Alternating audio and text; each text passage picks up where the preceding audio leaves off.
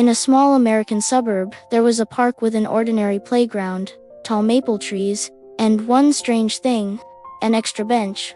It stood a little away from the others, facing a wide oak tree. No plaque, no dedication, just a simple wooden bench that always seemed clean, even after storms. Every afternoon, an old man named Henry came to the park. He fed the birds, nodded to passing dog walkers, and sat on that bench. Always that bench. Henry wasn't lonely in the way people notice. He smiled. He said, "Have a good one." He laughed at children racing their bikes.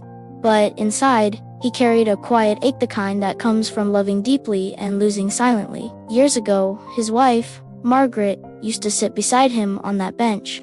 When her illness worsened, walking became hard, so Henry built the bench himself. "So we can rest whenever you need," he'd said.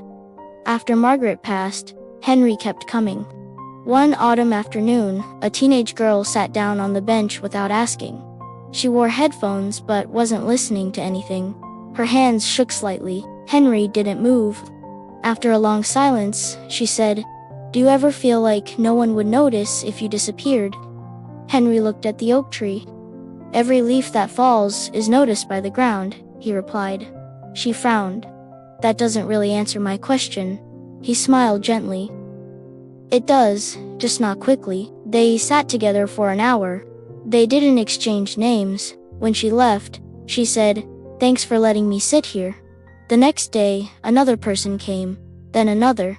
A tired young mother, a man who had just lost his job, a boy waiting for his dad to show up. Henry never gave advice unless asked. He simply listened. Sometimes he shared stories about Margaret, how she laughed too loudly, how she believed everyone was fighting a hidden battle. Slowly, the bench became something else. People started calling it Asterisk, the quiet bench asterisk.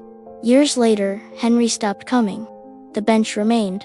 One spring morning, a small bronze plaque appeared beneath it. It read, "For anyone who needs to rest, for anyone who needs to be heard, love lives here." No one knew who placed it there, but people kept sitting. And somehow, they always left a little lighter than before. Because kindness doesn't always speak. Sometimes, it simply makes space.